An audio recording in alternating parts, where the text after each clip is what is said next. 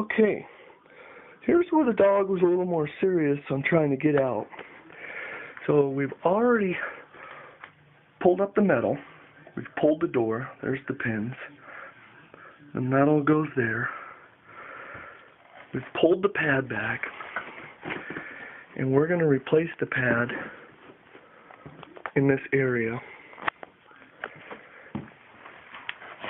And go back to there. And we'll do, one of the other things we did is the floor had a really loud squeak. So the fresh screws into the joists is going to silence the floor. And we'll do another video when we're done. Okay, here we are. You can see the new carpet compared to the old. This versus that. And then once again there. This versus that.